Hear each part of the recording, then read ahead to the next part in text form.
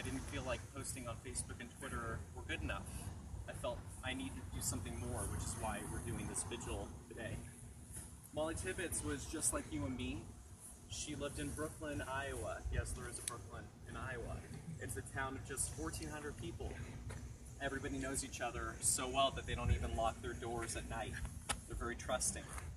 This is a town where people didn't even think that this tragedy could happen. Mollie was a 20-year-old student at the University of Iowa. She was studying psychology. She had dreams of getting her doctorate, and she wanted to write books. She had a loving family, a boyfriend, and a normal life.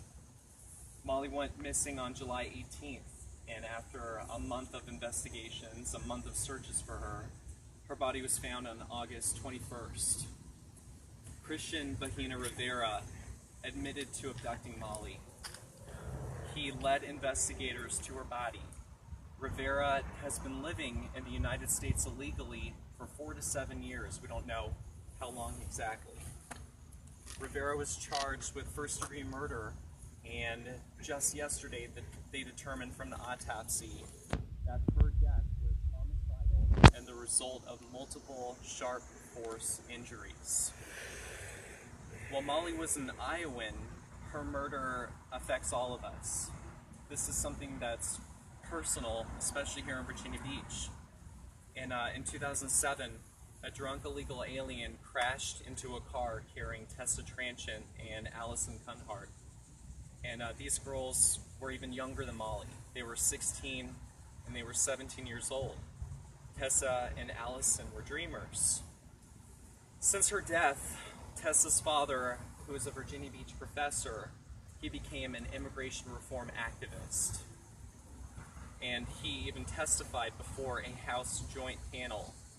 After the testimony, Congressman Steve King said, and I quote, "I think I'm seeing the embodiment of a great big problem we have in this country, and the result of it is the loss of lives, the loss of innocent human lives." King said, and I listened to Professor Tranchant's testimony, "You have to know that he's here to tell you today that if we had enforced local immigration law, perhaps Tessa and Allie would still be alive." And that's true for hundreds, perhaps thousands of Americans who go about their lives every day seeking to make the world a better place. Today, I don't feel any differently than I did on Tuesday. I still feel enraged. I still feel helpless. I still feel powerless. And despite this, I'm determined to take action. And it seems like you guys are too. So thank you for being here. The fact of the matter is that Mollie's murder and Tessa and Allison's deaths were preventable. They did not have to die. Now, I'm going to get serious for a second. I'm sorry for being political, but I have to bring this up. I need to talk about something that really bothers me. Actually, I'm really frustrated and infuriated.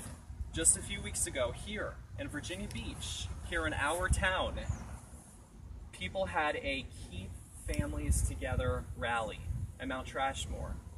I actually went there to protest, and it was in response to children being separated from their illegal alien families at the border. Now, here's my question. Those people that were protesting to keep families together, that were so concerned about illegal alien families, where are they? Are they here? My question is, where are the protests? Where are the marches? Where are the demonstrations? Where are the rallies? Where are the same people who rallied weeks ago for illegal aliens and that are not here in support of Mollie? That's my question. If you want to keep families together, then you rally for all families, every family, not just specific families. And so on Friday, September 7th at 10 a.m., the Angel families are having a rally in D.C. I don't know if you know who the Angel families are, but they are the families of loved ones that have been killed by illegal aliens. And Steve King, the very man that heard testimony from Tessa Tranchant's dad, will be at that rally. This is a man that has consistently decades fought for our families. He'll be there in addition to Steve Scalise and Buddy Carter. And with that, that's all I have for you guys. If anybody would like to say something. I would. And I didn't know about this event, but I heard about it from my friend Eli, so I just want to thank him. But the main important thing is my brother dated Tessa. And I remember I told you that last year. And the thing is that what really gets me is that the person that was undocumented was a repeat offender. The city of Virginia Beach at the time was supposed to notify ICE because this guy was a repeat offender and get him out of the state. They did not. And the thing that gets me is that why did it have to take that in order to really crack down on immigration in Virginia Beach? Before that, we were considered a sanctuary city. You know, not trying to be political here, but Bill O'Reilly came in the area after my mom emailed him, and he researched and literally found out, you know, tried talking with the mayor. The mayor wasn't going to talk to him. Tried talking with other lawmakers and you know, local lawmakers. They wouldn't talk to him. And it literally took an act of like national presence here in order to change the, you know, to change the policy in order to notify ICE. But why did it have to come to that in the first place? You know, as I told people before, you know, like, I'm not against immigrants, you know. I'm very close to people that are legally here, and I want them to succeed and do well, and, you know, and them to come here legally. But the thing is that we have to put our people first. We have to put people that are legally here. Amen.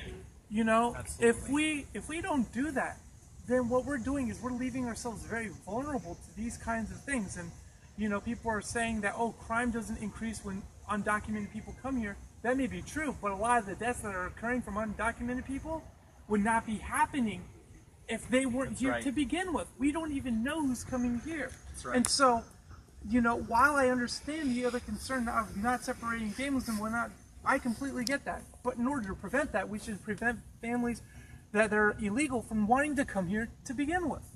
You know, that my brother's girlfriend would have lived, who was Tessa. You know, her best friend, Allie, would have lived. You know, I went to Kellum. I knew that family. I knew Tessa, and you know, and Tessa was really close with Allie. I think that there was a relationship going on with both the parents. That's how they knew each other, and that really devastated Tessa's mom. The only thing I can say is this: if we really care about Americans and we really care about people, then why aren't we coming together as a society? Why isn't the Democrats coming here, you know, to literally to come in solidarity and condemn the death, you know, and then not only that, but basically try to work with Republicans to get something that both sides can agree on. I don't see that here at all. This is not good policy. If they really cared, quit making this a political issue. Come to the table. You know, otherwise you're just going to force the Republicans to literally fight back for Americans. And right now, that to me, that seems more appealable. Thank you, Ivan. Thank you. Well, and what Ivan said rings so true. Look, in Philadelphia, they are now not cooperating with Immigration and Customs Enforcement. So what happened here with Tessa is going to happen in these other cities that are playing politics, partisan politics, and not working together to make sure that criminal offenders that we know are offenders aren't committing more crimes. Would anybody else like to say something? Get anything off your chest? Yes. Not to get anything off my chest, but I would like to have a moment of silence for Mollie and Absolutely. Tessa and all of the innocents that have been killed by these preventable events. And also, we should pray for our lawmakers and legislators to have some common sense and start protecting our kids and us. Absolutely. So let's have a moment of silence for a good minute. Thank you.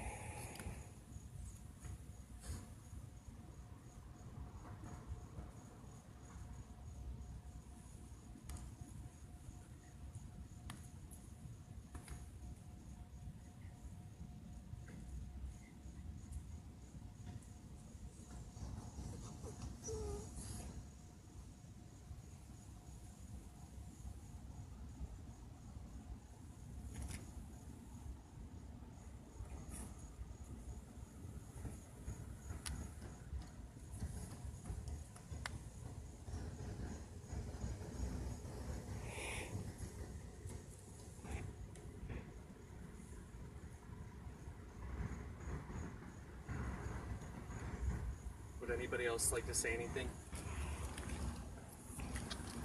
I just wanted to add to that we also pray that we, the people in America, can come to protect our nation and ourselves. Absolutely.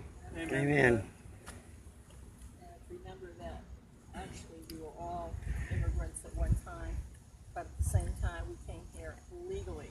Absolutely. And my grandmother's names are on the wall in New York, you know, where they had this sign.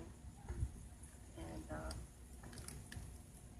I just, you know, this is a nation of immigrants, but they should come the right way for the right reason. A better life, and not kill other people, or, you know, destroy property, or, you know, have respect and appreciation. Some of them don't appreciate. They just expect everything free, and that's not the way it is. Thank you, Barbara. You're welcome.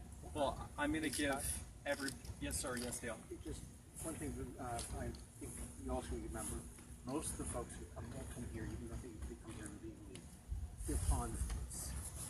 Most of these folks who are being encouraged to come are encouraged because people in our government, in our businesses, are encouraging these folks to come up and break our laws. They're lying to them. Yes, they're lying to them in order for them to come up and either be votes for them or to be cheap labor for the businesses. Yeah. Either way, these people are being used and abused and almost treated as slaves. Yes. And it's the saddest thing that we have people in our government, in some businesses, not all, but some businesses, who are treating these people so very poorly.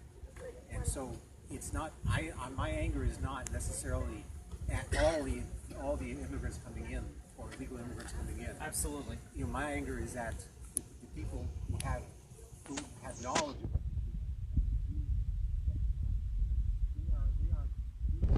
getting these other people coming in, and they are pitting people, us, American citizens, against the non-citizens, just for their own benefit.